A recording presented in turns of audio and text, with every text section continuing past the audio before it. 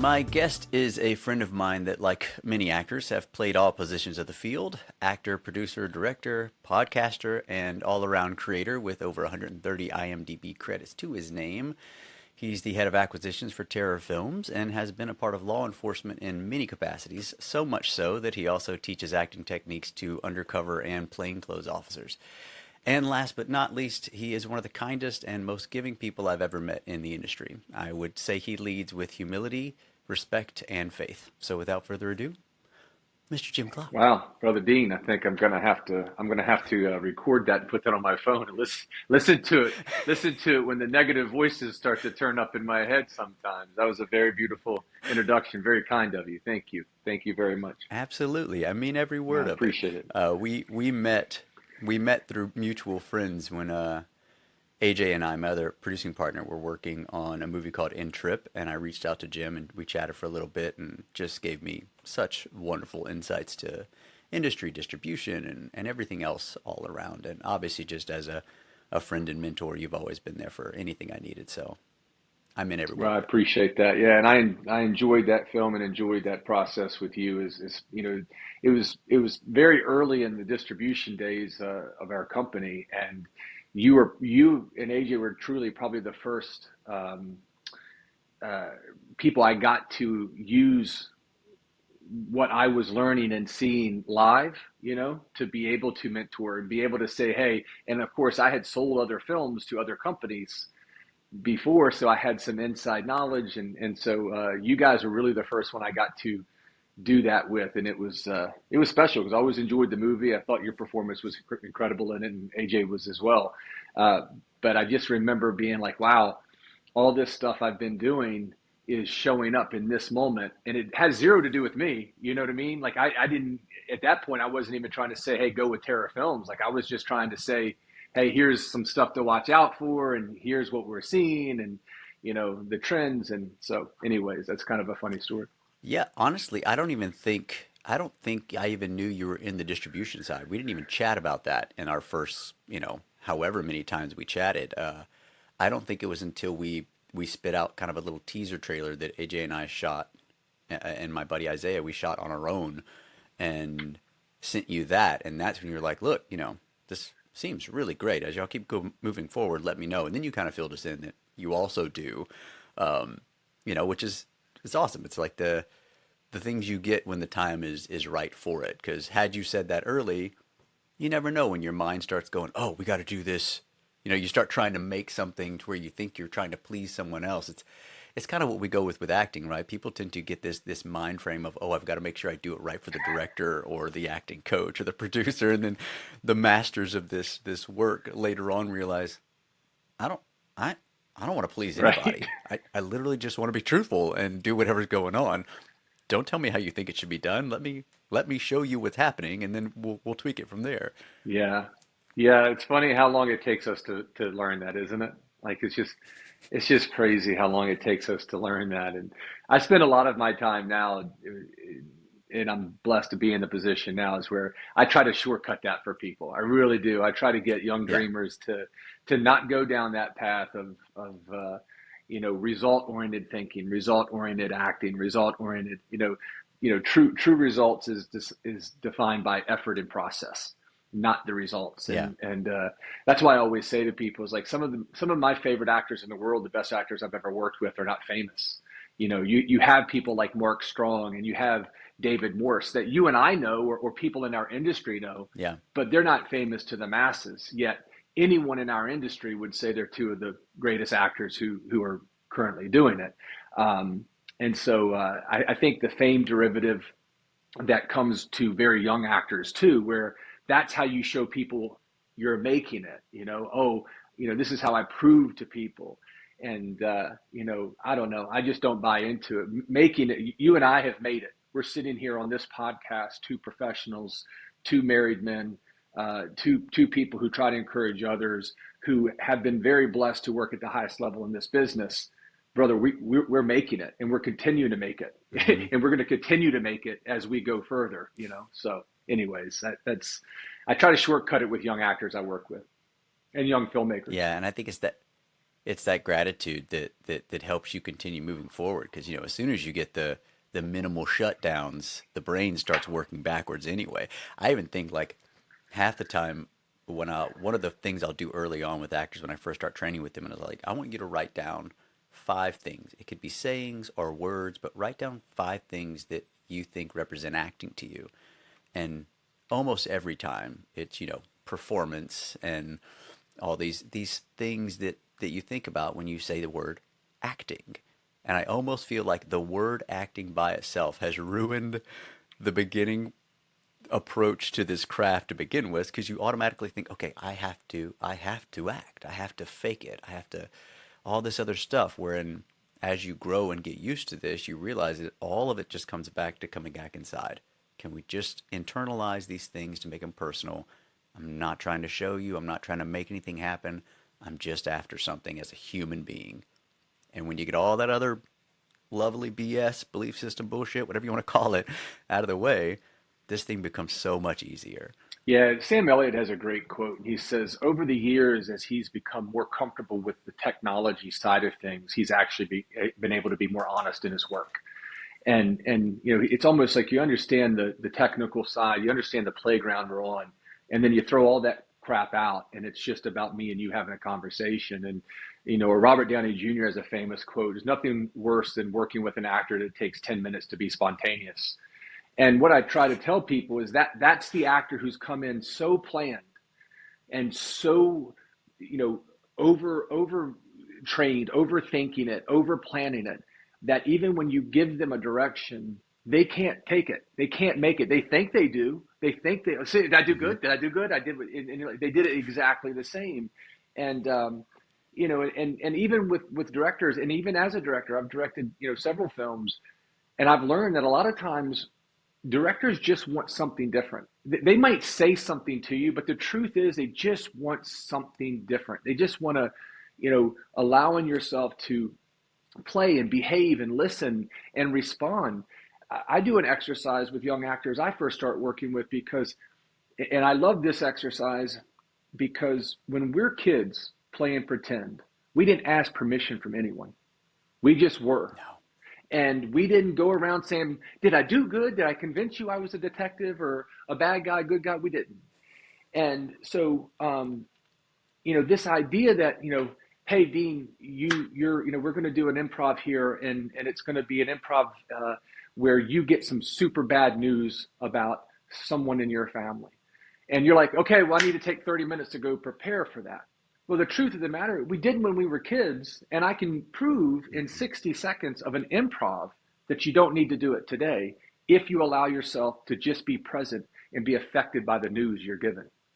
And again, it sounds easy, and I think that some even really big actors, if you go and listen to these, you know, interviews they do, they tend to feel like almost like we got to be athletes, right? So if you were doing a podcast with Michael Jordan and he went through the physicality and the training and all that, I feel like sometimes as artists we feel like we have to prove that we worked that hard, Dean.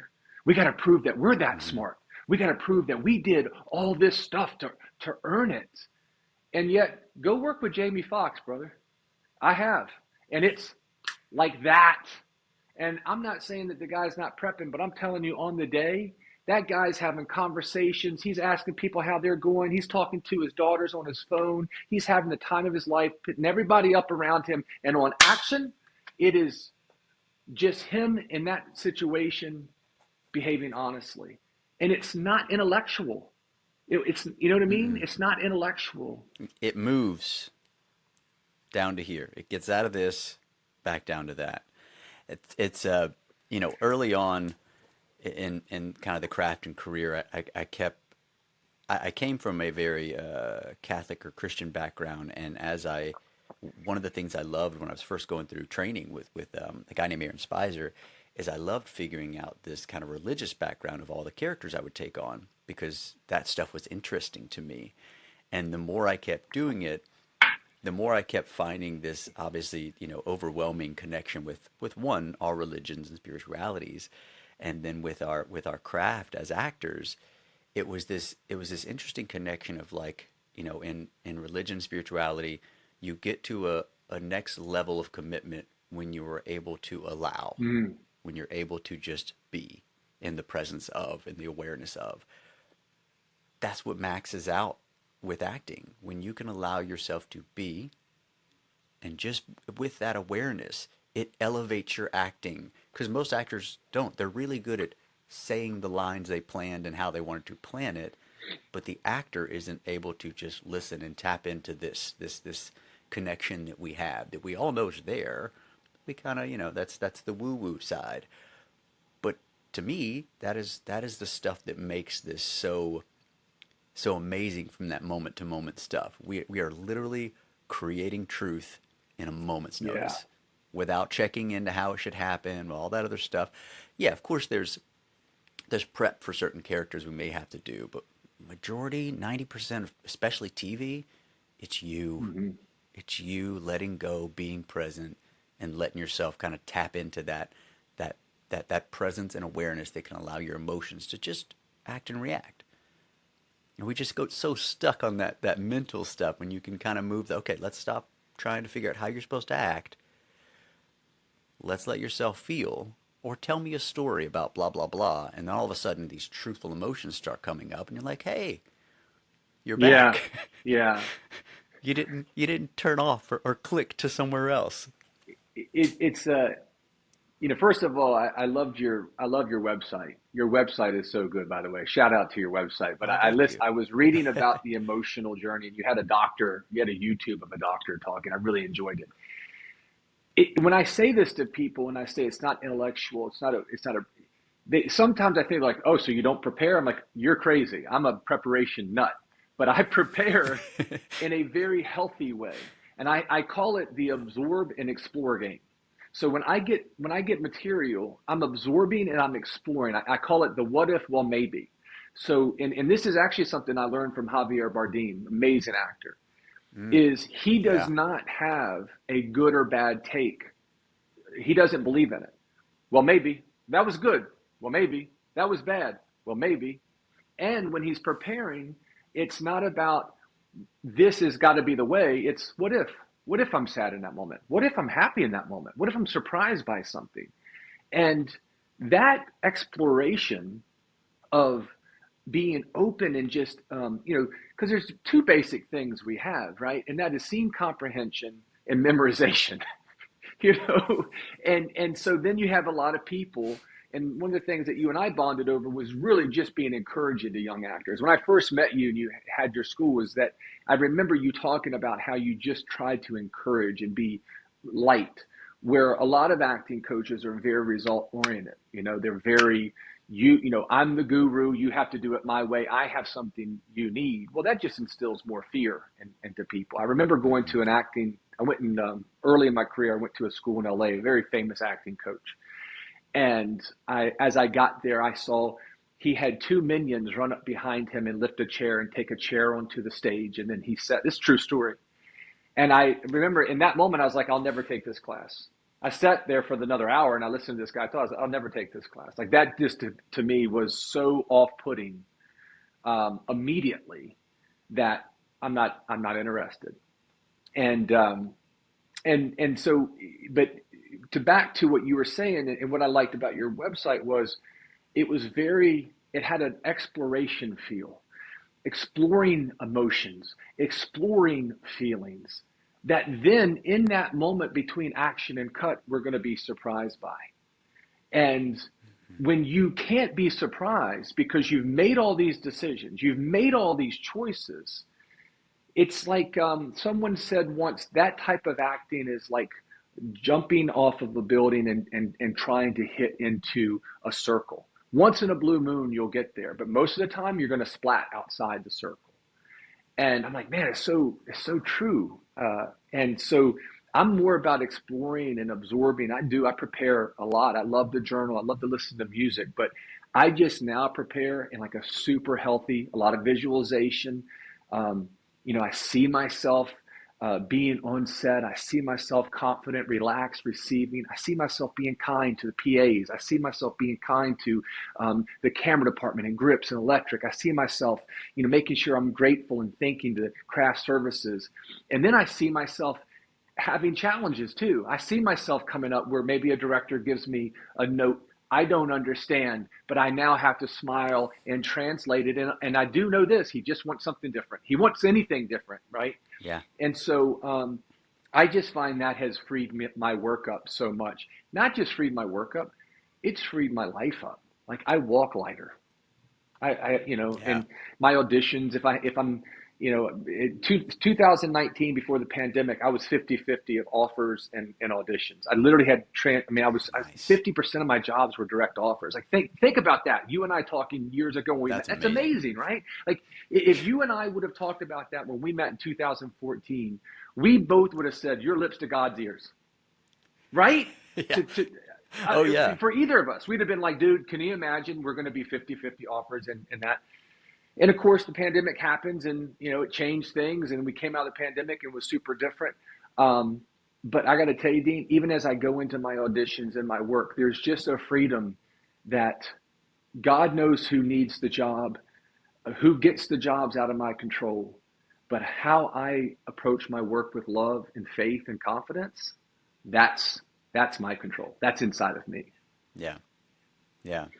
I was chatting with a mutual friend on the podcast as well, with William Mark McCullough, and we were kind of talking the same thing. He was like, "Yeah, dude, he was talking about when he was working with Tom Cruise. It was the same thing. Went through I don't know how many takes, and I was finally just like, "What do you want? Like, what do you want me to do?" He goes, "I want options. I just want options." He's like, and it clicked. I'm like, I'm I don't have to do anything. I literally just have to be and do. There's no specifics, no specificity. Directors have no clue what they're looking for. Casting usually don't has a clue what they're looking for. The writer might have an idea of what he wanted when he created it, but even then, once it goes past him, it's up to the next. I always like to say that I want to step on set with more knowledge about my character and me, my being, than anybody else on that set. I don't care if it's the writer or the director. I should be the master of Yeah. me.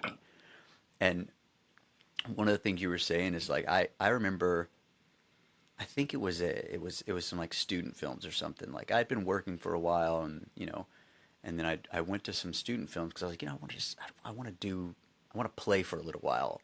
So I went and did some auditions in just like one of the UNOs or a local college or something of that nature. And of course, when you're in that world, you have more knowledge than almost anybody there. Not in an egotistical way, but you've been doing it longer than almost Yeah. everybody.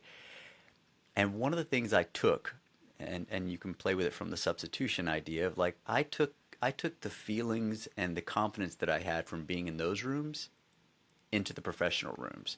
I went in with the idea that I already know more than most of the people in the room. Again, not in an egotistical way, but in a do you. Hmm. Just do you. It's not going to change one way or the other. You just have to be, and the rest is again up to God's hands. We can't control that moment. We can literally just be and see how it turns out. And that's where I think that brilliancy really comes up in actors. You get to see that freedom, and that every take is going to change because you don't know what you're planning to do. Kind of what you were saying in the preparation work. My prep is past. My prep is history. My prep's not Yes, future. sir. My prep's not how this guy's going to handle what we're going to do later. Nope, because humans don't have that control. And if you take out that whole actor idea and just put in human idea, then you stop preparing as an actor, and you start preparing as just the human that's going to be in these moments. That's where it becomes natural. That where it becomes everything.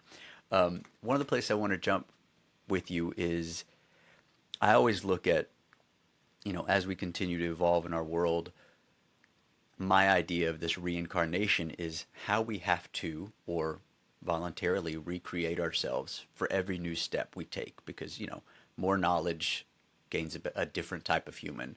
More knowledge, new human, new approach. What would you say? First, how many times do you feel like Jim has recreated himself via whether it was knowledge or connection of religion or spirituality or whatever it is? I would say probably since I'll just go to start at 21, right? So at 20, I became a police officer. So I'll start there. It's my professional. Yeah. I would probably say at least 15 times, and Wow. probably the best is this year.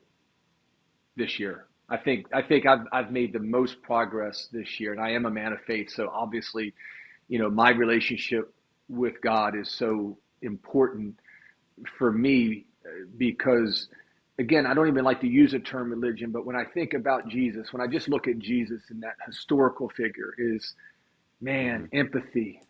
God, he had so much empathy and forgiveness and kindness and no and so part of my issue with religion and even with Christians is extremely judgmental. I happen to like Pastor Joel Osteen, and he's got a church called Lakewood. And I think his family, his brother Paul's a doctor. I think these are beautiful people. Now, I don't know how much money they make. I don't care. I don't know how many books he sold. I don't know any of that. But I know that this guy does try to be positive. He tries to love on people inconsistently at a high level. Do you know how many Christians I met that bang on him, that make fun of him, that tear him down because he doesn't teach hell and brimfire enough, or he doesn't do this enough, or he doesn't do that? And I'm like, what? I'm like confused by it. But when I simplify it and I say, gosh, he's the principles that Jesus, taught us was to, how many times do you forgive? Seven? No, seven times 77. I'm like, geez, that's a whole lot of forgiveness. I don't know if I got that much forgiveness in me, but Yeah. the more I learn forgiveness and empathy and compassion and generosity, not just generosity of money, generosity of time, energy, finances. So this year specifically for me has probably been a time where I've reinvented myself for that. I'm not defined by being an actor. An actor doesn't define me. I'm not defined by politics. I'm not defined by, um, you know, uh, director, producer, actor, whatever. And in fact, when people say, "What do you do?" I'm like, "I'm a joyful artist." That's what I am. I And love that. I say slasher, but that sounds a little too terror filmish. I should probably stop with that one. I like it. I like it. Slash. Maybe the old football player. What was the football player they used to call Slash because he could do everything? I remember that guy. So yeah, I've reinvented myself. I feel like a lot, and a lot of times I could tell you that I reinvented myself where I was doing it for results. Though I can go back over time Yeah. and think, oh, I was trying to do this because this acting coach or this person I'm over here, and I'm like, oh, I want that career. So let me now now Find a mimicry yeah, or a little bit of like, they're doing this. Let me get in this lane and stay in this lane. I had people tell me like, you got to stop producing and directing. You need to focus on acting. I've literally had people tell me that.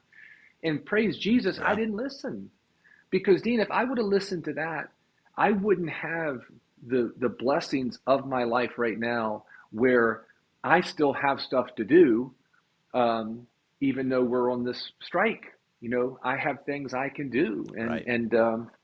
I'm very blessed by that. And so I'm glad I didn't listen to those people who tried to put me in a box.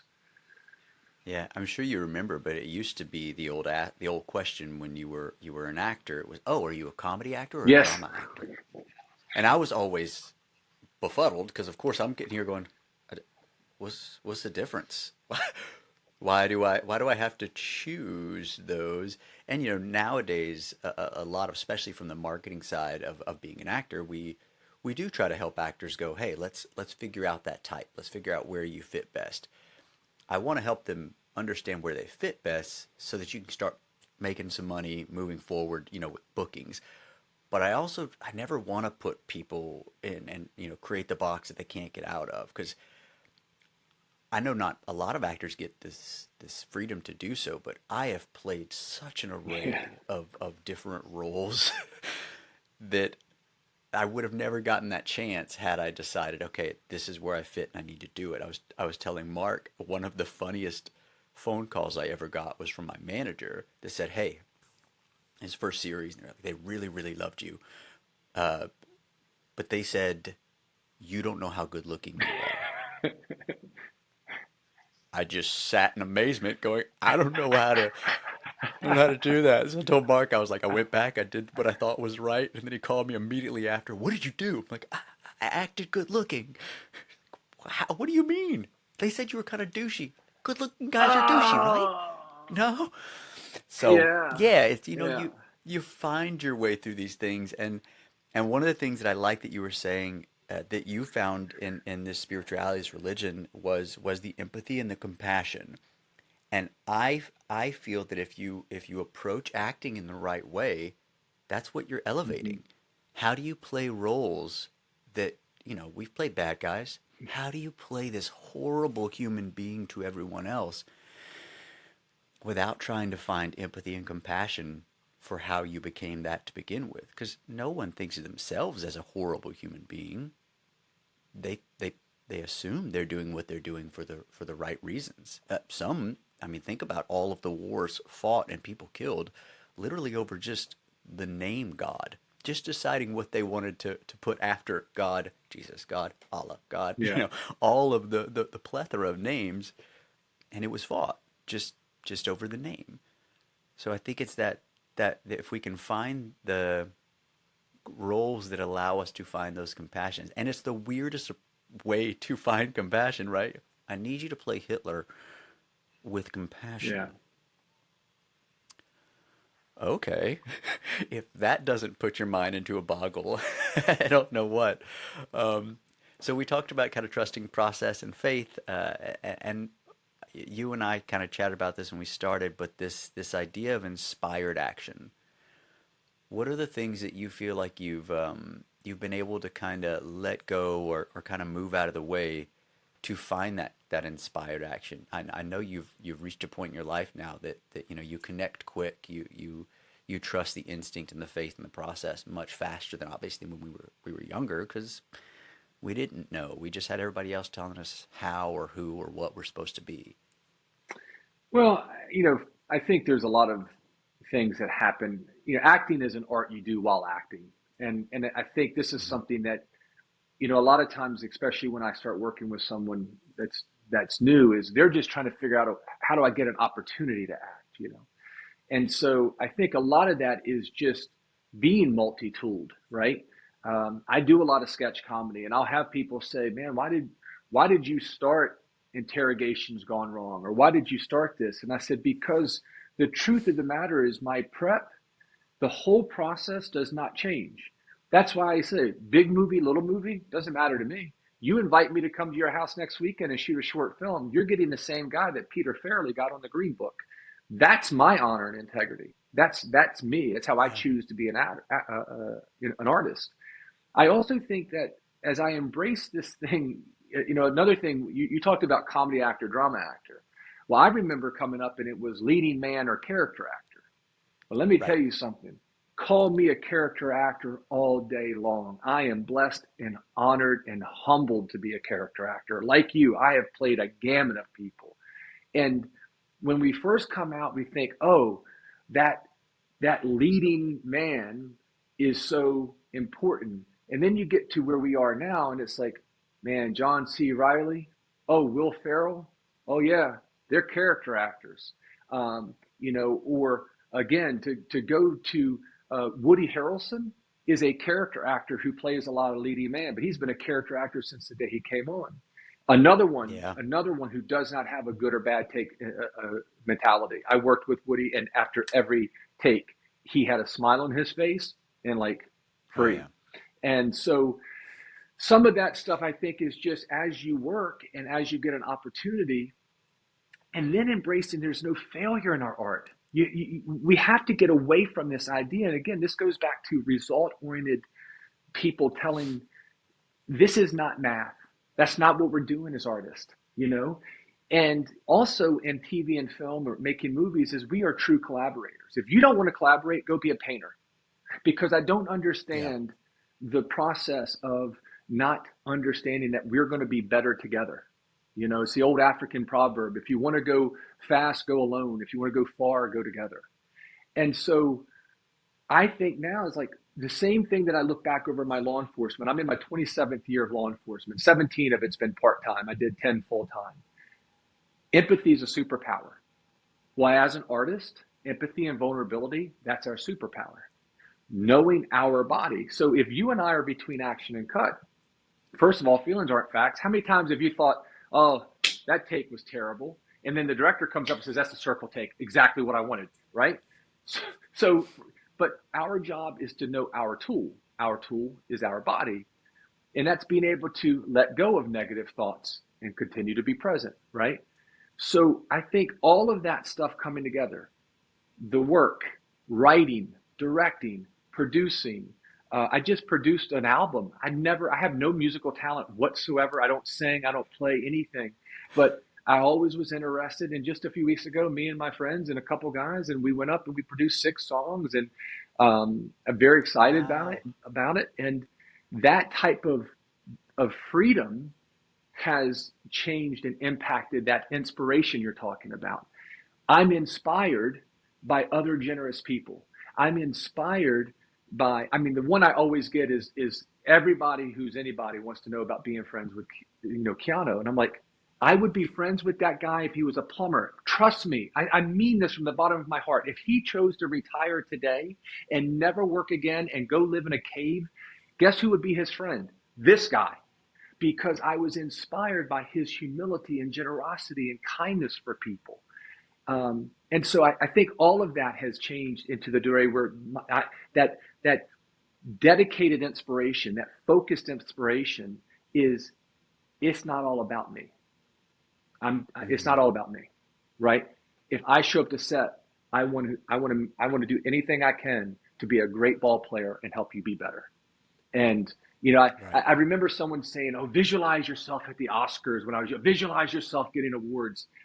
I just thought about this yesterday. I was doing some visualization. Do you know what I visualized, Dean? Being in the audience of my friend getting the Oscar and looking down and thanking me for my friendship. That's been the biggest change in my life from where I started to where I am now.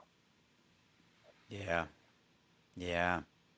And it goes along with all the ideas that we've understood from all ancient spiritualities. We have to get to a level of resonance that is on the same plane of what we're actually trying to get to.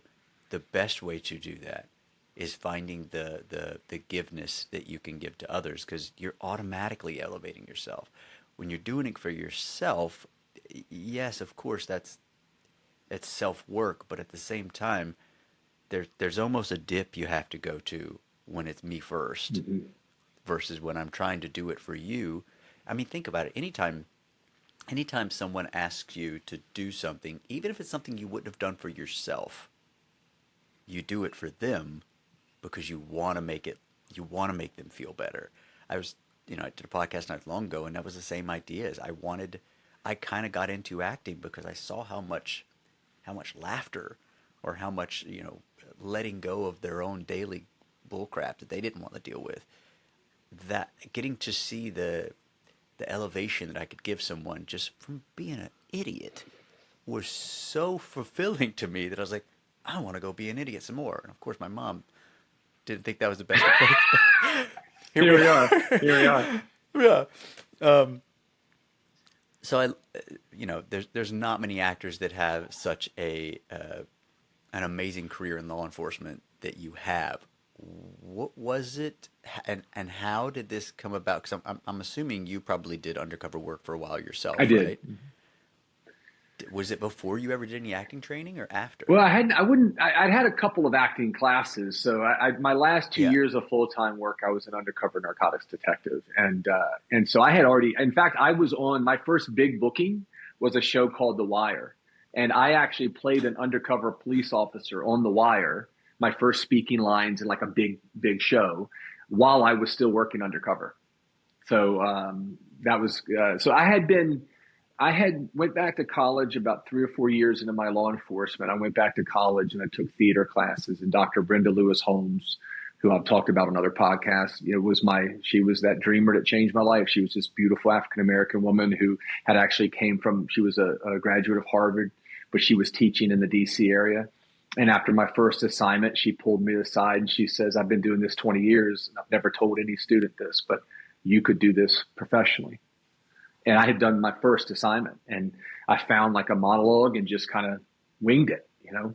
And Yeah. and so I took a semester of training with her, and then kind of picked up, like, took an acting class in DC at like a local acting theater lab. Another great guy named Michael Mack, who spoke favor over me, to be honest with you. Like, he he spoke wisdom, and he encouraged me. But that was about it for the undercover work. And so what led me to teaching the 8-hour intensive I teach once a year now at the police academy is when I went from working the streets on a Friday to undercover work on a Monday. And I'm not giving away any trade secrets, because at this point things have changed, because this is Yeah. 17 years ago. I walked in, and my new partner said, get rid of your handcuff key on your keychain, because every cop carried you carry a key. I still carry a key on my keychain today in case you're ever handcuffed. And he said, get rid of your holster. Only cops wear holsters back then. So he goes, all right, let's go buy dope. And that was the training. That was it. And so we went out, and we were buying pills at a Waffle House, and it was Poor Waffle poor House. Waffle It's House. always I a love Waffle I House. love Waffle House too. To this day, it's like my go-to. But it was at the time, that was just It's those cheesy eggs. it happened to be this lady selling some pills. So, anyways, one of the things I wanted to do now was go back in and give some, just some foundational principles. Now, I make the class very Yeah. fun, just so you know. Like, it's a very fun class. I don't get too into the tactical weeds, because tactics change, and also that needs to be a priority. But I do we get them up on their feet from hour 1 to hour 8. They're working, they're improvising, and Dean, every time I've taught the class, by the end of the day, I could film the last exercise, and it'd be a short film. Cops are natural actors, just by the base Yeah. of going through different, 20 calls a day, and you're putting on this different hat. But yeah, that was very limited training for me before I started buying drugs and stuff like that as a cop. That's pretty awesome. My overall goal is to help people find tools and processes that can increase your health and wellness, all while building the life you desire. You all know how important ingredients are to me, and that's why I want to share Organifi with you. I use a lot of their tools, and here's why. All of their products are USDA organic, certified gluten-free, glyphosate residue-free, non-GMO verified, and supported by Vitamin Angels. Everything is sourced from ethical farms and delivered in sustainable packaging. You can go to OrganifiShop.com and use code WEST20 for a whopping 20% off. Now back to the show. My uncle was, I want to say, undercover narcotics, and then my other uncle was a. I'll tell you this in a second, but I believe he was out of Dallas and did undercover work. He sent me a picture one time, and it's like just he's got curly hair. He's Hispanic, so he's got super curly hair, but it was shaved here and just bleached blonde. This thing going on. I was like, I would have been like, he's trying too hard. I'm just being honest. But randomly enough, and this might be a family secret that someone later will be like, I can't believe you said that. The first person he ever arrested was his brother. Wow. Still a little rough there. Still a little Wow. rough. But yeah. So one of the other things that you and I chatted about was our life support, our circle of friends. And we know how powerful words are. We know how powerful the support system is. This isn't one of those crafts you can do it alone, because of course 80% of our work is alone. Yeah. I would say almost 90% of our work is alone. The 20% that we get to be on set, absolutely, but the auditions, the prep, the time that you're reading through scripts, all that stuff is us putting ourselves through the work. I think that's if I didn't have people that supported me, just and literally not even supporting me as an actor, but just my wife, Yeah. my best friends that just check on me. How you doing, man? What's been going on? And that give me positive things all of the time. Versus those shadow friends that only ask you, hey, Did you audition for blah blah blah? Yeah. I would even know what to say to that sometimes because I knew the friend was literally just asking so they could know if they went in, if I was going for the same project or what I was auditioning for lately. And I always, it's a weird industry where you're partially guarded for things you don't really need to be, but it really just depends on the approach of the other person. Other friends would be like, "Hey man, did you audition for anything good lately?" I'd tell you everything. I'd say, "Hey, call blah blah blah. They could probably get you in. They haven't finished yet." More than happy to uplift because we Yeah. know, later on, this is you and I could be going for the same role. If they're booking me, they weren't That's booking right. you. If they're booking you, they weren't booking me. That's right. That's Period. right. The competition's between you and you. That's it. I mean, it's you and Mm-hmm. you, and efforts between you and you is what It's a Ray Lewis Yeah. quote, and a Hall of Fame linebacker. Like I don't compete against anyone else. I compete against myself. I don't need to be doing better than you. I want to be doing better than I was yesterday. I want to be doing better than I was a year ago. One thing I will say I've learned about this business is inherently, look, it's a competitive business. This business can beat you down. And I'm not saying that there's not other businesses out there that can beat you down as well, but I don't know of a me personally, I don't know of a more unique industry where if you and I said tomorrow we want to become a bank manager, there's a very clear line of steps to become that bank manager. Mm-hmm. I know people that have gone to Juilliard and have it. They don't have 10 of the credits I have, and they went to Juilliard, a premier place, or went to Tisch, or how many directors have you met from Tisch or USC who've never directed a film?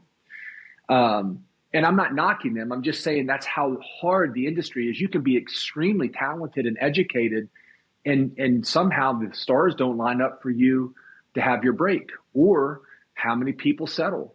I know before I met Jack Plotnick, who is an award-winning actor and filmmaker and acting coach in LA, who was the first acting coach I met. And the reason I really latched to him was I met him at a time in my life where my producing career was going very well. In fact, I was producing a movie that starred Kate Beckinsale, Nick Nolte, that I put Mark in. It was one of Mark's first booking. Helped him tape at his home when he still lived in LA. And I had a lot of people, saying, "Oh, this is, done with the acting." And in my head, I started saying, "Well, maybe this is God showing me, like this is the road of least trouble, or whatever the saying is." Yeah. Least resistance. And so, but at the same time, in my belly, I just knew I had more to give, because I'd be on set and I'd be watching the acting, and it just was something inside of me. It's like, no, I don't belong here. I belong there. I got something to say. And I'm not comparing myself to any of those greats. It was an amazing cast. So a friend of mine, Chris Gann, the amazing actor and stunt coordinator, who's worked with me for years, does all my films. He invited me to Jack Plotnick, and I meet Jack Plotnick. Now, if you don't know who Jack Plotnick is, he's probably got 140, 150 acting credits. He's directed, a few movies, directed a big Sony movie. But Dean, he was the first time I walked into a room and I met an actor who was in the pit. He was still doing it. He wasn't talking to me from "I've got it figured out" hill over here. He's in the game. Yeah. He's auditioning. He's working. He self tapes, and he spoke with so much love and kindness and generosity that it was a life changing moment for me. Which is where I think it led me to want to do that for other people, right? To people who. But look, I was this close to giving up. I was this close, and God led me there. And the only thing I had to be open to was this friend inviting me. If I would have said no, if I would have settled for the money and the producer and the title thing, right? And I say all that just to say is that this business has that element to you, right? It has that element of like, well, you've been at this for 4 years, Dean, and you haven't booked a leading role opposite Tom Cruise. Maybe that's God telling you should quit. Like, what? There's no elevator to success in this business. We all take the stairs, baby, and it's one stair at a time. And sometimes we'll hit 3 or 4 bookings back to back, and we might go 2 or 3 floors. Yeah. And then guess what happens? Then all of a sudden you feel like you're just stuck on that floor for a bit. And so when I really think about what you're saying with a lot of this, with other actors and other people in this business, is a friend of mine said, givers have to set limits because takers don't have any.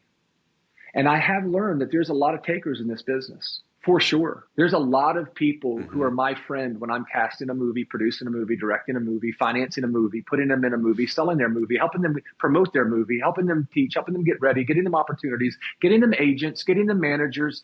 I have a lot of people who are my friend then.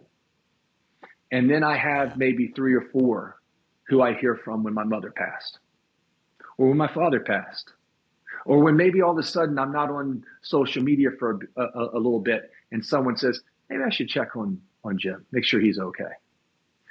And I'm not knocking people. I'm just saying that this business is inherently, what can I get from you? Oh, you're going to a networking event? Yeah. You're going to a red carpet? Can I go to the red carpet with you? I want to get a picture in what's the one everybody wants with the Getty? I need a Getty image. I need a Getty image. And if I told you how my tree has spread, where I've tried to do that for people, and to be quite honest with you, the amount of people I feel who honor that is less than 5%.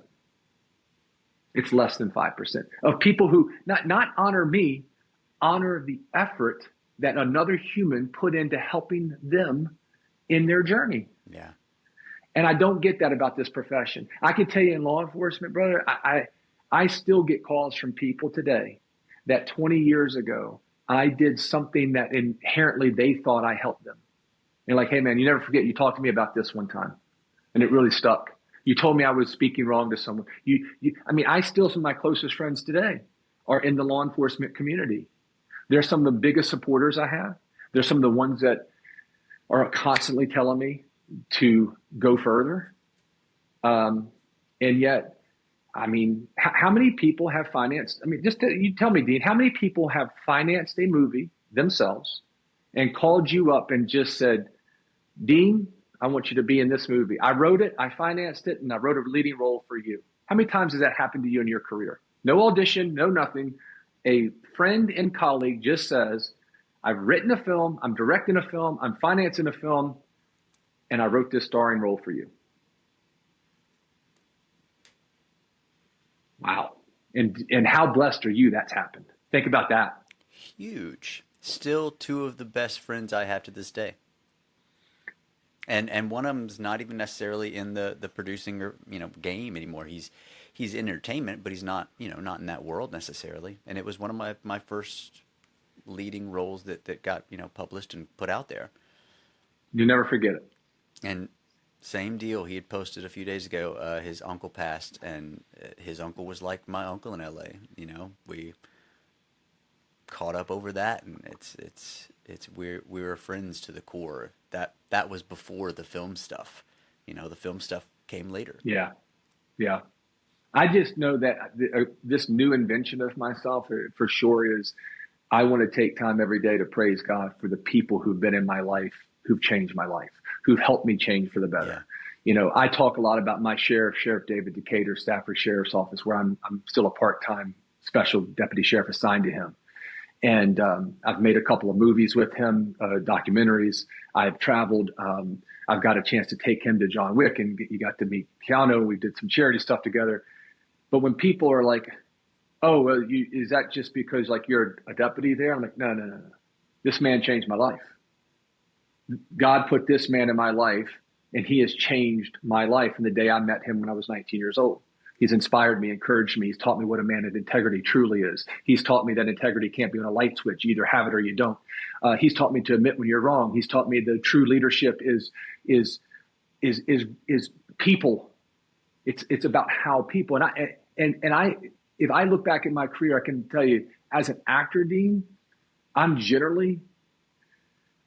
show up to set and I leave a set better than I found it. As an actor, I can't always say that as a director and producer, because at times I did let the pressure of that job and that task get me off of my center, right? Of who I really want to be. Yeah. And that is spreading light and love. And so really I've used acting as my, I was like, oh no, that the way I approach acting is needs to be the same way I approach directing and producing. Leave these sets better than I found them. And Sheriff David Decatur is someone from 19 years old. I've never seen him not leave someone better than he found them in my entire life. And now we've been friends, almost 30 years. And so, yeah, that's the, so now my focus is don't worry about who necessarily appreciates what maybe you and I do or what we're doing. Do it because it's our why. Do it because that's how God has made us to be. And the people who appreciate us, great. And the people who appreciate the gift, great. People who take it and just, go on and forget it, that's okay too. But I need to be someone who honors the people who have affected my life greatly. I need to be that. Yeah. That's what I can control that, I call those energy vampires, Ugh. where they come in, they get their energy when they need it, and then they're out to go do whatever. They took yours. It's gonna sustain them for a bit. I also used to liken it to having a truck living in Los Angeles, because everybody moves like twice a month, and if you help them the first time, I promise you they will call you when they need to move again. That's hilarious. Yes. My my I remember sitting in a business class that my acting coach was coaching at one point, and one of the things he said, that the first time he said it, I was just like, "What is he talking about? That just sounds horrible." But I remember him saying, "There is going to be a point in your life or in your career that you are going to have to fire people. It might be friends, it might be family, but you will have to fire them.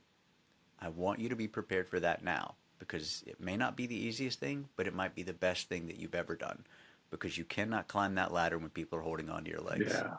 Yeah, man. There's another great quote that makes me think of that is, make sure you surround yourself with people that feed you, not just need you. And Yeah, wow. and to rip off Pastor Joel Osteen again, is one of the things he says is about firing people or letting people go. You don't have to make a big production about it. Yeah. You just quietly say, you're no longer helping me up that ladder, and I can't have you holding my leg down. So I'm going to have to let you go and wish you the best and pray for you, but I don't have to tell you I'm letting you go. I don't have to tell you what has happened, just wish you the best and move on. But Slowly part ways. slowly part ways. And some of that too is I will say is that it's very easy to become complacent in life. We have a saying in police work, complacency kills. I think complacency kills everything. You get complacent in your marriage, and your marriage is going to have some troubles. You get complacent in your profession. Even that you and I as coaches is you get complacent and you're just like, I'm going to coach A, B, and C because I've been doing this so long now. Well, next thing you know, you're not impacting people the same way that you might have been impacting people before. And I think friendships, and I think if we're not careful, people do get complacent with, well, Jim's just going to put me in another movie. Dean's just going to write another movie and put me in. Well, of course, Dean's just going to coach me for free because, Dean met me when I didn't have any money and I just got out of school, and he's never charged me, and he's just going to keep on. And so that complacency also can happen to you and I, where good enough is good enough. And I've never had that. And I don't ever want it. Good enough is never good enough. Yeah. I don't believe in it. Now, the difference is good enough. I don't take that into my work between action and cut now, because I don't have a right or wrong take. I don't have a that's good, that's bad. But I do constantly push myself in my preparation. Hence your website, hence that video from that doctor about the emotions and learning how to fill up your body and feel emotions, right? Guess what? That's now something I have in my toolbox. And because I don't want to be like, oh, well, I've been doing A, B, and C, and it's been pretty good. It's working. It's working. But I think we can always go further in preparation, especially with exploration. I think you can, we run a race we never finish. Yeah, because you never know what things are going to happen. I've always enjoyed those moments where it has nothing to do with script. It has nothing to do what was even in the script.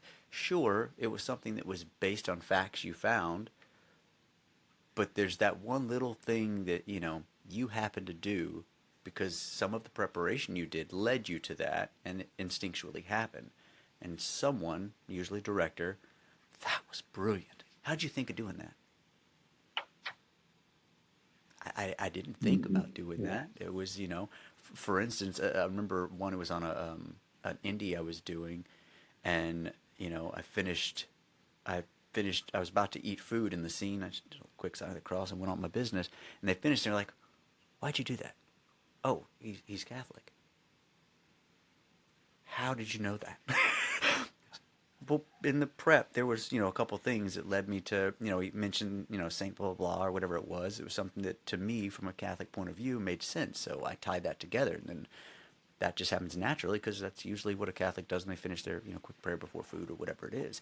And it was the simplest little thing, but they were like, "Oh my God, we have a family scene later. We need to make sure that everybody does that." Okay. But it's those things that you put into place that made sense to you because of, if this then what, that old improv saying, if this is true, what else is probably true? Yeah. And if you can find those things that connect to you, you have so much freedom to never be wrong in a scene because it's yours. It's you in the scene. No matter what you do, it's not wrong. The director may have a different perspective. They may want to try something else, but it doesn't mean it was wrong. It's just different. Yeah. That's usually where the brilliancy comes from. Yeah. Yeah. It's those moments of the where the preparation, shows up in the honesty of that moment, Yeah. and I've worked with both kinds. I've worked with people who I can tell are, their every step is planned, every look is planned, and all that. I did a TV show a few years ago called Blue Bloods, and it was an amazing experience, and got to work with Tom Selleck, and there was a moment in the first scene we're doing where a detective, um, it's not even in the script, but she pulls out a tape recorder and hits record. And I just remember having such an emotional response to seeing that she was recording me, and how it changed how I felt from confident to what the fuck is this? Forgive me. Had to bleep that out. It's all And right. I dropped plenty of those. um, I, yeah. I I think on my Instagram it literally says F word certified. So, I definitely am that, unfortunately. Please don't, please, to my fellow Christians out there, please don't judge me for it. Just forgive me. Just forgive me, as Jesus tells us to forgive each other. But yeah, those moments where I would have missed that early in my career, in my opinion, because I would have been so focused on um, how I had prepared the scene, and go in and do it how I had prepared it, right? And show them how I prepared I am, and show them the work, and show them how brilliant I am, and show them all that. Versus really the brilliance comes down to the surprises. Great film acting yeah. is surprises caught on camera. The great Christopher Reeve said that. Another great quote by I believe it's um, Iron Man. He said, Robert Downey Robert Downey Jr. Yeah, Jr. Robert Downey Jr. said, and I use him a lot because, first of all, his journey of a person is so amazing, Oh yeah. and a lot of people don't know this about him is he now gives back so much as a sponsor, and like Will Arnett is someone who talks about how he's changed his life and how amazing Robert is to all these other people. And that's a person who you talk about hitting rock bottom multiple times and coming back up. Oh yeah. But he's also the only movie star in history that's had two tentpole movies out at the same time, one of them not in his natural tongue. No other actor has ever done that in the history. He had Iron Man and he had Sherlock Holmes out, and they were number one movies. And I don't think he gets enough credit. I think people credit him. I think people like One of Robert my Downey, favorites.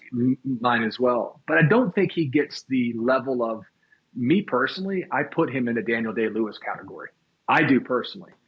But Yeah. he said the moment he went from pre-planning, the moment he went from, because he used to be that. He used to be the method or type of method guy, everything pre-planned, all that.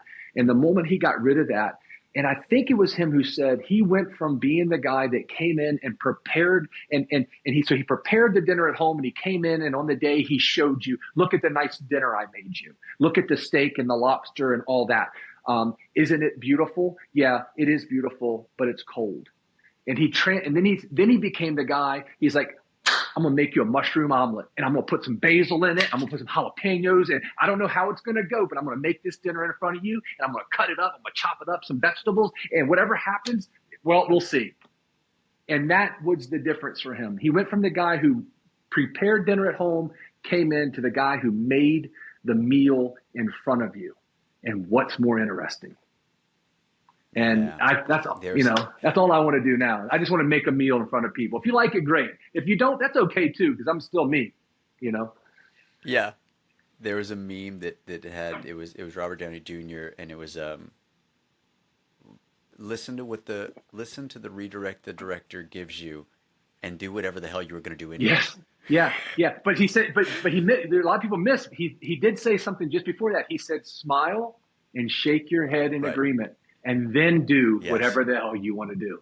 But that smiling Yeah. and shaking your head in agreement is a big deal. A lot of people that aren't actors don't get that. Like, by him saying smiling and shaking his head in agreement, he's saying yes to whatever is being given, but he's still Yeah. not attaching to it. Yeah. And that's special. That's real special right there. Yeah. And it takes that friction. So there's a lot of ego in the business, so it takes a while, especially the actors that made it quick, to realize I don't need to have this conversation with the director in front of everybody. Yeah. I can say, hey, can I ask you something real quick? I've had so many times where I'm just like, can I ask you something real quick before we run? Sure, go ahead. Do you mind? And then we'll chat about it real quick, and then he adjusts because it was something that I knew based on character that made more sense, versus like, I think we need to do this. Well, I don't want you to do that. It becomes a bigger Yep. Yep. a bigger conversation. Yep. Yeah. And have you ever seen Two Girls and a Guy? Yeah. The team. Not to be confused with Two Cup. Yes. One of my favorite Robert Downey Jr. films, because it's the epitome of him, that free, just, I'm gonna do whatever happens in the moment and whatever feels instinctual. Sure, some of the lines are gonna come out, but whatever happens, have fun. Yeah. And watching that movie was one of the ones that made me just go, God, I love this dude. Yeah. Yeah. Just a perfect freedom. We'll wrap up here, but I wanted last to talk about new thoughts for actors and filmmakers, and focus on dreamers helping dreamers. Yeah, absolutely. I'm gonna, if you don't mind, I'd like to, you said ego though, and I will say is that I can tell you the biggest times I feel like I've fallen in this career, or I've tripped myself up, and is when I let my ego get in the way.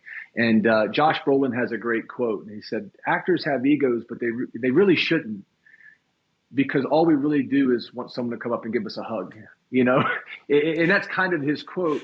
But I will say is that ego is a really nasty, truthful thing that does happen, and we have to be aware of it. And I can just tell you that now I'm more aware of it. I hear it, I see it, I feel it in my body faster than ever, because it's never brought me anything good, ever, in my acting, producing, directing, teaching. It doesn't matter. It's never brought me anything good. And so to understand that as an artist, like you said, is to be able to take a director to the side.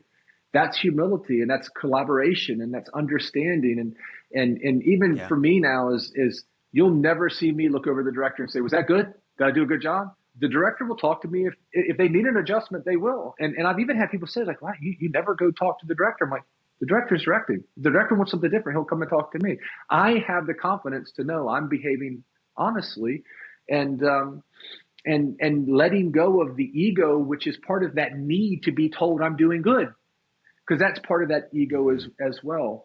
So anyways, just because you brought that up, is I can tell you that for all I've been blessed to do, and as blessed as I am now, I think part of that is because I'm addressing the fact of when I've made the mistakes, where I've fallen, and where I've let that ego wiggle in on myself. And so trying not to let that happen anymore is also a big redirection for me, or I think Yeah. your first question was about kind of change and reevaluating Yeah. ourselves. So yeah, new thought. I Yeah, find that when you're in the a lot of times I will try to help because I approach acting and helping other actors learn this craft in a way that I really want you to look at it from the perspective of life and I always say if you take classes with me for I don't know how long, however you want to stick with me, at the end of the day, it doesn't matter. Not all of you are going to continue with being actors. It's nature of the beast, right? But what I can guarantee is you're going to have stuff that has shifted you in your approach to life, because this craft is the exploration of yourself and truth. It's about life. We're literally doing the study of life. So when we work on character, I usually reference it in the way of you're going to take this home and you're going to fill out this character breakdown.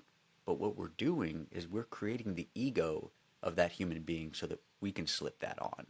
We're taking the other human's ego, because ego is what's created by the I was treated this way, I went through this made me feel that way. You're slowly building ego, which is character. But if you can look at it that way, you're really just kind of meshing yourself with this other version of ego that comes on. And when you're in that ego doesn't even realize someone's filming them to begin with. So who cares right. what they even think? Right. And so much of that too helps when you're really, a few years ago, Netflix started hiring me to do some on set coaching, and never thought I would do it. Never thought it was going to be anything. It's been such a blessing for me. But one of the things I work with the actors is, to be honest with you, is especially the first job is two movies called Tall Girl and Tall Girl 2 with Ava Michelle, who played Tall Girl, an amazing young lady who was new, but we spent as much time working on being a professional. And Mm-hmm. and the reason we did that, and she was already a professional young lady with dancer, amazing work ethic, but just understanding what a professional is on set. Because the more people, for example, I don't show up to set and need to eat. I don't do that. I show up to set, I've already had breakfast, because I'm not showing up to set to put any extra work on anyone. My job is I don't want to be, I want to be so professional that wardrobe loves working with me, to the point that when I leave, I hang my wardrobe back up. I put my dirty socks in a bag. You know what I mean? Like, I want people to know Same. that I respect every position on that film, every position. And so the more I focus on being a professional, the I feel the more relaxed I am between action and cut, to allow what you're talking about to happen. So if I'm playing a racist, if I'm playing a piece of garbage, well, guess what? Between action and cut, I'm letting that all that stuff happen and take over, because outside of that, I have confidence. Everyone here knows I'm a professional, and everyone here knows that I'm Right. showing up with a kind and empathetic heart. So I no longer have that concern about letting that character's ego out. So Yeah. Glenn Morshower, a friend of mine, we've been friends for a while, and one of the things I remember him talking about was like, he was like, I'm a good actor. I'm a good actor. But you know what I'm really good at? I'm amazing to have on set. I am a super awesome guy to have on set, and people like hanging out with me. I don't get phone calls because I'm a great actor. I get phone calls because people enjoy being around me. Yep. brother, and I can tell you, You'll get more phone calls. that's the truth right there. I mean, I texted you the other day about a role, right? I mean, that's, as a producer and director now, I'm telling you, bro, Yeah. that is everything to me. Are you going to be a joy for the cast and crew to work with? And let me tell you, if you don't shoot, if there is a 21-year-old PA and it's production assistant, first job they've ever had, they don't know what they're doing, they don't know where to go, they're trying to figure out how to work in the radio, I don't care. She better be treated, or he better be treated as good as you treat Keanu Reeves. Because if you don't, you are not going to work well on my set. And I got to tell you, that type of stuff, people notice. People notice. They notice the producers that are one way to the movie star, and not very good to the low person on the Yeah. totem pole. And if you want to have a long career, be good to everyone. Be fun on set. Be Yeah. good to everyone. Admit when you're wrong, make a mistake, say you're sorry, move on. It's not about being perfect either. We're all going to have stressful days, but I do agree with you. I like that what Glenn said. Yeah, it's people like having me on set. Amen. Amen. Yeah. Yeah. All right. Fill me in. What is New Thoughts for Actors and Filmmakers? It is your new podcast. Yeah, season two comes I out. say Yeah, new. no, Yeah. season two actually drops this week. So season two, episode one will be on Wednesday of this week, which I guess will be the September 13th, 2023, depending on when you drop this. Yeah. So, so what happened was, Jack Plotnick, again, wrote a book that's free on his website, jackplotnick.com, called New Thoughts for Actors. And it's kind of, and he wrote a book. It's just a free ebook he wrote to try to inspire young actors. And it's what he teaches from. It's a lot of what I teach from now, with my own kind of spin on directing and produce my own kind of work as well. But that's the foundation. And so I met a very good friend of mine, Nathan Gist, and so he is a coach, a local, like a performance coach, and not, I don't like to use the term life coach, I guess, but I guess it's sort of like that. And we became friends, and he was interested in acting and so forth. And so Nathan and I and my very good friend Phil Snow, who's a filmmaker I've been mentoring for several years, we just decided to kind of do something positive, because one of the things I struggle with is how many people tell young dreamers they can't do it. Oh, you can't do it. You can't be an actor. You can't be a director. You can't be a writer. You can't be a producer. Oh, it's a pipe dream. Oh, what are you going to do? Move to LA. I remember a couple of years ago, I was guest starring on NCIS New Orleans, and that episode was dropping that night. Now, as you know, that's a pretty big deal. Guest star at any level of television is a big Yeah. deal. And I happened to be visiting a friend back east, and I just happened to be at home doing some police stuff. And he says to me, "Hey, look, when are you going to give all this up, man? When are you going to give all this up and just move back home, be a cop?" And I'm like, I'm guest starring on a hit TV show tonight. Like, I'm doing good. Like I'm doing really, really good, man. And it hit me then is like, we've got to do something to make sure we help people behind us, bring someone with us, right? Bring somebody with us who, and somehow inspire people to know is that, yes, you can do it. And if you don't have someone in your family telling you you can, then New Thoughts for Actors and Filmmakers, we're going to tell you can. And then not only am I going to tell you you can, we're going to try to give you some foundational things that you can do to help you get started. Because that's what it's all about, one step at a time, 1 inch at a time. I don't need to go from 4:1 to 4:30 overnight.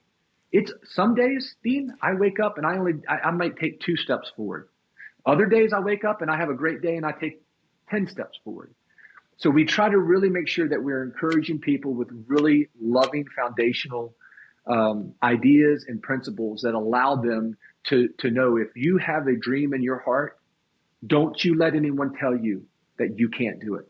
That dream was given to you. It is your dream. And here are some ways that you can, spread some water on those seeds and make them grow. And then, so this year we're bringing in some more guests to talk about their dreams and their journeys. You're going to join hopefully at the season, towards the end of the season. But yeah, it's a really just trying to be positive, encouraging, and spread some love to young dreamers. Dreamers helping dreamers, baby. Love that. Yeah, it's interesting with the perception that, most people have on what we're doing, because like anything, it's not like we go around telling everybody what we heck, my parents don't even know all of the roles that I've done. I don't watch most of the things that I've done. Not that I don't want to see it. I just, it's to me, it is something I enjoy doing, but I enjoy doing the work. I don't necessarily enjoy watching it all the time. And I think the perception of people is like, they didn't see you in a blockbuster as a lead on a film poster, and they're like, still not making it, are you? What are you kidding? You play golf every day. I didn't see you, you're not winning any awards. What are you talking about? And I don't think most people even have that idea of like, I'm on set 4 days a week. I'm working more than 99% of my union. What do you mean?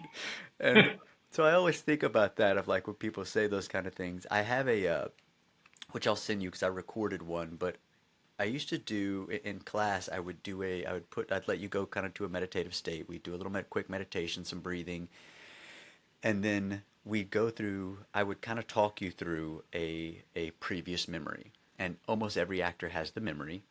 At some point in your life, someone told you this is a dumb idea. You probably don't want to be an actor. You need to find something else. And it probably let you down a lot. And it either you decided that was going to push you, fire you up, or it held you back and you're still kind of dealing with that because every time you think about it, it pushes you back down a little bit. And then we go to the visualization of remember the day, remember where you were, remember what the smells were in that room, remember what that person was wearing. I want you to be there as present as you can. And now I want you to remember right before they said what they told you then, they changed the words. They gave you a hug and said, I love you. I think you're going to be awesome. I think you have more talent than anybody knows what to do with, and you are going to blow this world up as an actor. I really can't wait to see what you do. And they give you a really big hug, give you a kiss on the cheek, pat you on the back, and you say thank you. That's how that memory goes now. Every time you go back to that moment, hear those words coming from them. Forgive them for what they said previously. Love them for what they gave you now. Go forward with that. Because now we're just adjusting those memories that may have gave us a little bit of trauma, a little bit of, But we know as actors, none of this stuff is real until we retell the story. And when we retell the story, the emotion reacts again. The same emotion that's always coming. So if we get a new story and a new emotion, we're affecting that incoming future, right? We're on the edge of creation. And if now we're looking at it in this positive outlook towards all of the things coming towards me, we're also manifesting in that nature with the love going forwards. And not being able to let go of something or even forgive someone, that doesn't necessarily mean you guys are, best friends again. You don't ever have to tell them Yep. that that's your story now. But that lets so much stuff off. Just woosad. Yeah. Yeah. You can. There's so much power in us if we choose to use it. The man who thinks he can and the man who thinks he can are both right. And I think there's, what you just said is what do I want to choose to do today? Do I choose to wake up in a grateful state? I choose to go out into the world and make someone else's day a little bit better, make someone else's life better. Do I choose to go inside and remember some things and then allow myself to visually and emotionally change those things so that going forward, I can embrace change and I can embrace love and I can, again, it's not all rainbow. People say, well, that self-talk is rainbows and sunshine. Well, sure, I guess you can say that, but one of the things I said earlier about my visualization, I see myself dealing with challenges. I see myself dealing with challenges in a healthy, respectful way. And guess what? I deal with challenges better today than I used to. So you can say it's all rainbows and people can say, oh, it's rainbows in this. But I got to tell you, it's changed my life. It continues to change my life. And I'm very grateful for, lessons I learned from websites or different people or, a performance coach I work with, Dr. Jason Selk, has taught me a lot about visualization. It's a 7-to-1 ratio, science. It's not make believe. It's true science. So yeah, that's a good one. I like that exercise. Yeah, I always think it's funny when people give you the whole, because everyone had the different thoughts on manifestation when the secret came out back in the day. And I always think it's funny because people are like, yeah, I don't really want to, I'm good. I don't need that manifestation. I'm like, oh, no, no. I think you misunderstood. You're doing Yeah. it. You're getting it anyway. Like, Yeah. you don't get to choose whether you're actively involved or not. You do get to choose how you actively involve yourself, but you don't get to choose whether it's on or off. That button stays on. So you can either start being an active participant or you can just keep not knowing that you're doing what you're doing. Yeah. One of the ones I'll usually do is even if it's just how does it make you feel, I'll usually go, okay, take a big breath. On the exhale, I want you to say, I'm poor. And as soon as they say it, you see their face go, because it feels Yeah. funky. That affects you. So let's do it again. Say, I'm rich. I'm rich. They can't help but a little bit of smile starts coming because it just feels better. And that has nothing to do with manifestation. It's literally just you controlling how the feels come off of what you're saying. If you don't think words have resonance, then we're already at a losing Yeah, game. yeah, and that's biblical. Our words have power. It's biblical, and I believe the Bible is the best motivational book ever written in the world, especially the New Testament. But so I agree with you. You're doing one or the other. And Yeah. we get, what's the average 2,000 thoughts a day or something crazy like that? How many thoughts come in? And if you don't think you have the power to hear those thoughts, and this goes back to even us as actors, if you don't have the power to be on set and hear the negative thoughts in your head of, oh, I don't think this co-star likes me. Hear it, release it, and change it to between action and cut, we're not co-stars. Between action and cut, this is really happening to me, and that's all I'm concerned with. And somehow being able to hear those negative and translate them in and speak positive things over ourselves. If you don't know how powerful that is, I don't know. I don't know what the argument is. You know what I mean? Like it's not a. You're Yeah. doing one or the other. You're exactly right. There was a study, I want to say his name was Dr. Makimoto, and it was a study on water where they took, water molecules and they put jars of different waters and they labeled them with different words on them. Love, kindness, I love you, I hate you, you're ugly, you're nasty. And they would then freeze the molecule and see what they look like over a period of time. And you could see all of the resonance of love words, the kindness, those things.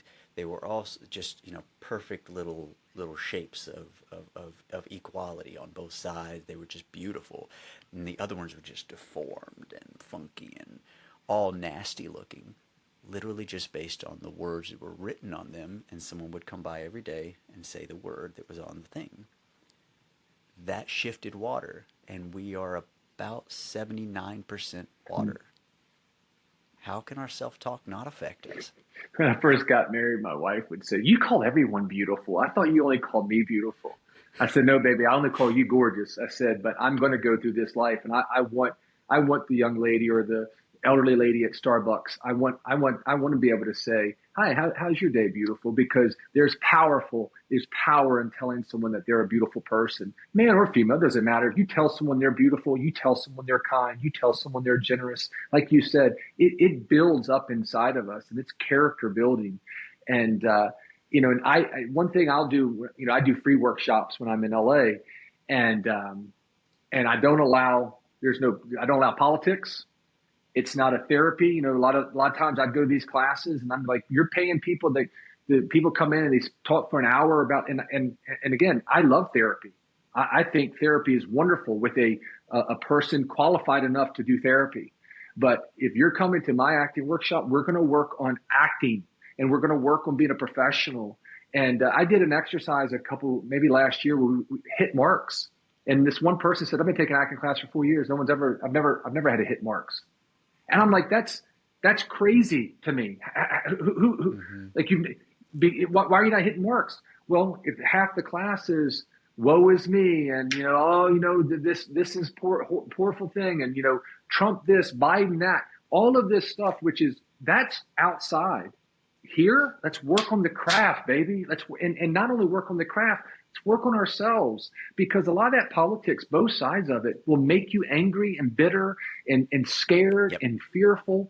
And again, I'm not even super political to begin with, but any of that type of stuff that just carries baggage and negativity. And then if you go to a place that you're trying to learn how to be open and honest and vulnerable, and all you are is getting more pissed off and more angry, I don't think that leads to a more prosperous Yeah. life in any way. I really don't. I find the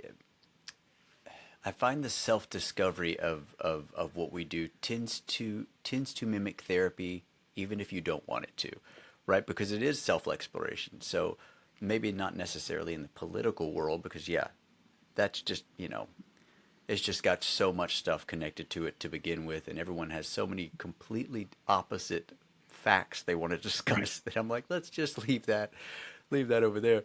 But the self-discovery, when it becomes that, for lack of better words, therapy session, people, we're trying to help them access emotion that they probably put a wall up to begin with. And if our work is to not only help them move the wall, but allow themselves to feel these things, I find that the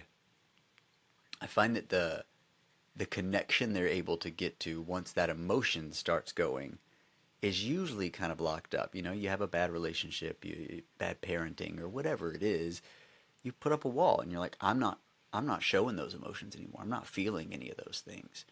So it partially becomes a therapy session, for lack of better words, but it's a self exploration of it versus a co- a coach trying to tell you, what you need to do to fix the thing.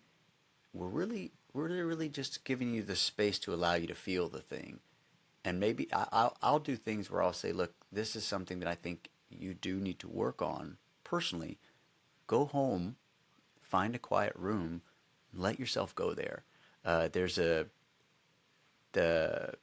exercise I'll do called "I Need, I Want, I Feel," and it's literally that. You just start rambling. I need, I want, I feel. I need, I want, I feel. I need blah blah blah. I feel good. I want a glass of water. I need to get in some sunlight today. I feel better than I did yesterday. And it's literally just allowing whatever the thought and the feeling, the emotion to come. The thought, the feeling, the emotion, the want, the need. And by doing it, you eventually kind of bypass that wall mechanism that's told you, no, no, no, filter all those things. Don't let that come out. Which, of course, as actors, if that filter's so thick that you really just can't let a lot come through, how can you be free into that moment? But when we can start kind of tapping um, that wall a bit that lets you start going, and tell someone, record yourself with your phone when you're doing it, because you're gonna see where the friction's at. You'll know where there's places you need to heal, you need to fix yourself first, because if you've locked up anger or hate. I remember for me, I couldn't. Anytime I did a scene with a female in the class, my coach was like, "Dean, maybe it's your southern gentleman qualities, but you're kind of a puss." What? Yeah, yeah. This is an argument between you and your girlfriend, and she's done something that you probably would make you pretty angry. I don't feel like you're letting any anger come through. And of course, in my head, I'm going, "You're not supposed to holler at women. You know, this is a rule. You're not supposed to do those things."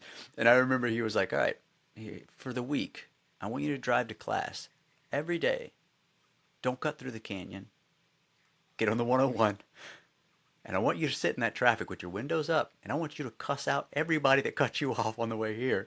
And it took me trying to physically let some of that stuff out before I was able to allow that stuff to come out in a scene work, because I was able to get access to it that wasn't scared. I wasn't scared of. When you lose yourself in the anger, you don't know what you're gonna do. But once you've let yourself go there in that healthy way, now the anger is not so scary. It's yours now. You can own it. You can manage it. It's not the, if I blow my lid, I'm done, right? So I would say for me, there's a little bit of the therapy that just automatically gets meshed in, because it is life. You're having to let yourself go to places that you probably didn't go for a long time. And while we can act some of it you got to let yourself go through it before it can just be free enough for people to catch up to where you're at. Yeah, and let me rephrase, because I agree with what you're saying. When the therapy comes out of the work, that's Mm-hmm. the natural instinct. We will. I mean, I think acting is very much therapy for me over the years. What I mean though Yeah. is that I went to a lot of acting classes in LA early in my career, where the first hour and a half was everyone just bitching about how hard life was and how hard it was to live in Yeah. LA. And that's not, you're not getting your money's worth there. But if I give you a scene, or you and I are going to do a scene together, we're going to do an improv together, and we're on stage and we're working through it, and the therapy happens through the work, That, in my Hmm. opinion, that's the positive side of getting to do what we do. I love getting to live in someone else's shoes. And I love when I get to live in someone else's shoes that then identifies things in me. Like you said, like, I had the same thing. I had a very, Jack Plotnick calls it the nice guy syndrome. And I had two things Yeah. that worked against me. I had the nice guy syndrome and I had the good soldier. Well, think about it. I come up in law enforcement where Yeah. everything is life or death. When I went to SWAT school, do you think if we failed on a mission, the guy patted me on the butt and said, "Oh, it's okay, Jim. There's no failure in SWAT." No, there's big failure in SWAT, like everyone dying or innocent people dying. So when I got into really pursuing this full time, I had to understand I had these two big things working against me, right? But Jack worked them through in the work. And he did what you're saying. Hmm. He would identify and he'd give me exercises to understand where these things were working against me. Um, I just mean, though, is like acting, again, is an art you do while you're acting. And I feel like all Yeah. of that stuff, anything that's blocking you, anything from your childhood, anything trauma, if you think sitting in class and talking about it for 3 hours with some other actors and an acting coach and not doing any acting is actually going to further your acting career, I humbly disagree with that. I would say use that 3 hours and go get a licensed therapist. Get someone who, spend that money there and then Probably find the same price. probably the same price and then find you an acting coach who meets you with love and in the midst of your acting utilizes those same principles that allow you to let go and be free. Yeah. So just to The clarify, that's what I so meant. Yeah, I love that. So the I have three books that I was kind of working on. I dropped one. It's called The Actor's Gift to Manifestation. The second one is the Actor Alchemist, and then the third one that I'm still playing with, but it's basically breaking beliefs and empowering perspectives. And in the third one, I'm putting in some scene work for you to, if it's anger that you have locked up, if it's love that you feel like is locked up, whatever those things are, that you're getting to work through the scene work of letting yourself go there in performance, or the freedom of not knowing that you're not necessarily having to hit the nail on the head, right? It's not your personal problem that you're having to beat down. It's someone else's problem that randomly mimics very closely to something you're already having to deal Yeah. with. And by healing this, you automatically get a softness to what's going on in your own life. I love that because I use that a lot when I'm coaching with someone. Let's say you're on a movie and you say, "Hey, Jim, come out and help me just prepare for it." In fact, I don't even use the term coach. I like to tell people I'm a preparation consultant because, first of all, it Be careful with that. Good, I've been having a problem. I can help. I can help. Uh, but the reason is because it's about healthy preparation, right? So by you putting some scenes in the book and giving people an opportunity to learn how to prepare in a healthy way and learn things, because what sometimes I'll do is you send me a script and you're playing character A, and I'll read the script, and then when we work together, what I'll do is I'll take two or three scenes out of that, and I'll say, "Hey, all we're going to do today is improv work, and here's what we're going to do."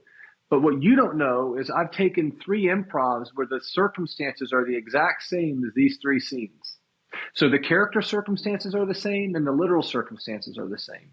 And all I've done is say we're just gonna improv. Don't worry about lines or anything like that. We're just gonna have. Well, what starts to happen is those real emotions come back because you're not thinking about the lines, you're not thinking about the dialogue, you're not thinking about how the scene might go. You're literally just behaving as if this is really happening to you. Ding, ding, ding, the literal definition of acting, behaving as if this is really happening to you. So I Hmm. love the fact that you use the scene work in that book. I think that's going to be very helpful for people. I think Yeah, that toolkit, right, that we all have gets a little bit bigger with those type of exercises. yeah. Well, Jim, I have kept you for an hour and 33 minutes. Loved it. I loved it. I loved it. Always have fun talking with you, man. It is even though we're on computer, I feel like we're right I here. agree. Um, I'm gonna let you roll. Enjoy the rest of your day. I love you, my friend, and thank you so Love you, much. brother. Thanks for having me on, and God bless you and everybody listening to this and on your website and people that coach with you. Keep dreaming, baby. Keep dreaming. All right. And everyone down below, I will put all Jim's information and where you guys can find the podcast and all that is this amazing Jim.